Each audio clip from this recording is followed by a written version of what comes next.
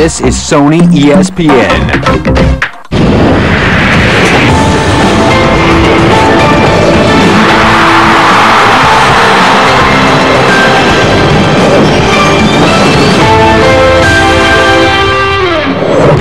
Welcome into the latest edition of ESPN FC. I'm Dan Thomas, joined by Stevie Nicol, Alejandro Moreno, Shaq Earson. We also welcome Gab Marcotti to the programme. Only one place to start, really, today's show, and that is Argentina and the suspension of Lionel Messi for 4 matches after being filmed swearing at a linesman. That, of course, coupled with Argentina losing 2-0 against Bolivia, means that it's been a very bad day for the side. Let's start, shall we, with Lionel Messi's suspension. Yes. This was all basically established from Chile, who sent the authorities the video of Messi swearing at the linesman, and that is why the punishment has been given out. Right, so the referee doesn't put this in the report. The assistant referee doesn't put this in the report. There is no record of this until Chile says, you know what? He did say a couple of naughty things. Now, it's not church Sunday when you play this game. And I'm not condoning people insulting referees, but it's commonplace. And it happens more often than you would like it to happen. If it was so egregious to warrant a 4-game suspension for Lionel Messi, then why is the referee and not the assistant referee putting this in the report? Why did they not deal with it during the match? Clearly, it was something that was insignificant in their minds, so much so that they did not mention it. And it tells me a clear message that there are forces behind this that are making an example of Lionel Messi and clearly have an agenda against Argentina. Why? Well, very simple. Chile sent the video, right? Yeah. Where is Chile in the standings right now? Out of the automatic qualification. And so therefore, it makes all the sense in the world to connect the dots and say, you know what?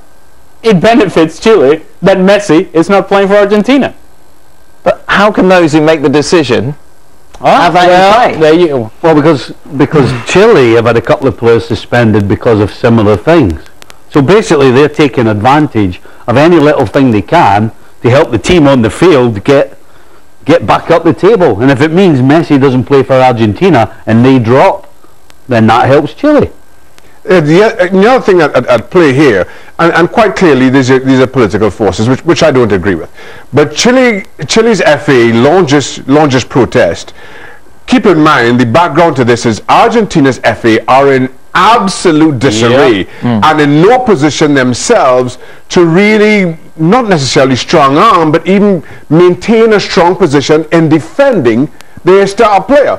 And the Chilean FA absolutely know that and make good use of it. Chile just have greater pull both within CONMEBOL and within FIFA and have made it tell. But to Steve's point, and yes, Chile can show that they have had players who've suffered suspensions because of similar actions. I think where we're stepping into here is dangerous territory. There's one thing when the referee reports something and CONMEBOL or whoever it is takes action. There's another when the referee doesn't see it and video evidence picks it up and it's reported and then action is taken. This is completely separate when quite clearly the referee saw it, didn't report it, and yet still video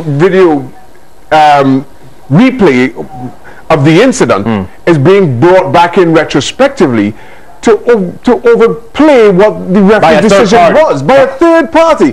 It is a dangerous ground to be treading on from a CONMEBOL perspective. Fair play to Chile for playing this card. But you'd have to say that not only are Chile sticking their nose in, but you'd have to say that right at the very top, somebody wants this to happen. Because, listen, I've sworn at enough officials to know that if you've said something that you shouldn't, they can't wait to get into you. They can't wait to report you. So the fact that it hasn't been reported at all, particularly from the assistant who supposedly was swearing at, tells you that not only are Chile after Argentina, but somebody way up high is after them as well. Let's bring Gab Marcotti into the conversation. Gab? Yeah, all right. So I do think 4 games is excessive. Let me get that out in the clear. But there are procedures here before we all go and pile on and see vast conspiracies.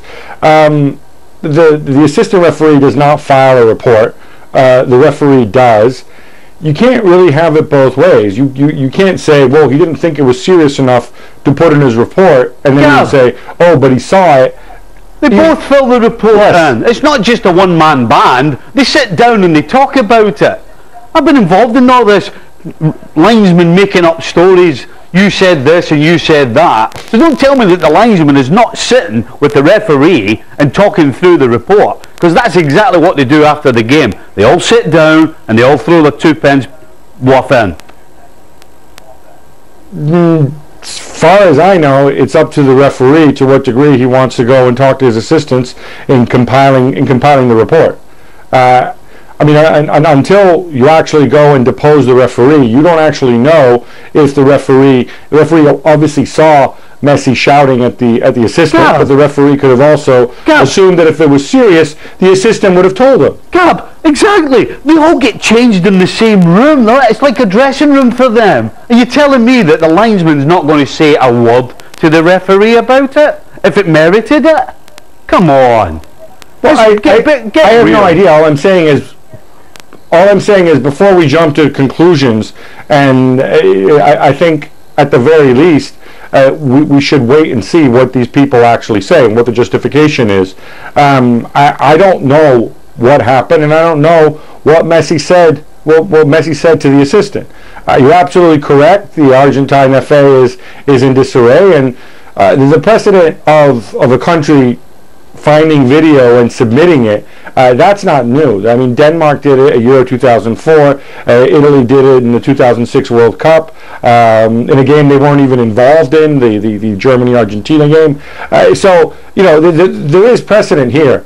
I think what we need to look at is, and the question needs to be answered is, was Messi treated harsher than other people in the same situation who would have done comparable things? Personally, I think he was, and I think that the Valdivia case, and I think it was Gary Medel, the other Chilean player, whoever it was, I think those situations were far more egregious than this one.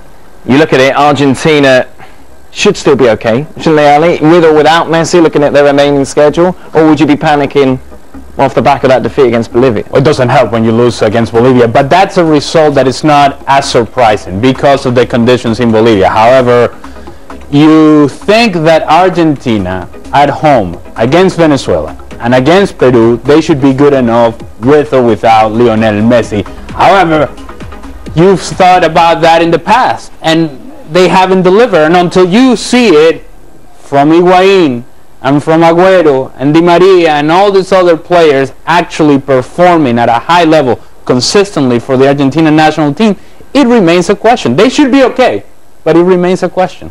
It's almost an answer question, Shaq. So why can't Argentina survive without Messi when they've got so many other good players? I have absolutely no idea, and I think this bemuses not just me but everybody who sees this Argentina team play. Now you look at this team sheet, this is as stacked a team as there is in world football, without question.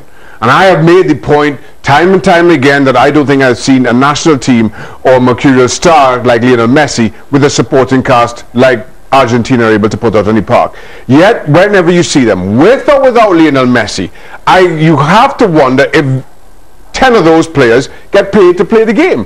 It is absolutely farcical as to how poor or how different these players look between representing their clubs and representing their country. And I don't know how you explain it. What's your theory? I think we should remember that on paper, with Messi playing and Messi not playing, it's incredible. But you've got to remember, even when Messi's playing, this team doesn't play well. Because he's the best player in the world, every time they do win, or certainly when he plays they usually win, he's involved in it. To me it's down to the coaching. You know, you have to get the chemistry right. You can't always have the best players all the time. You need a mix. They don't have a good mix, and the coach just seems to pick the team on the name on the back of the jersey. And yet, you would assume, at home against Venezuela, at home against Peru, you would assume that they would have to be good enough. If not, they do not deserve to go to the World Cup. This is about merit. If you're not good enough to make it, unlucky. See you later. Of course, so much more on this story over on the website, but coming up after the break, Gav will be telling us whether or not he thinks Alexis Sanchez is heading to Chelsea.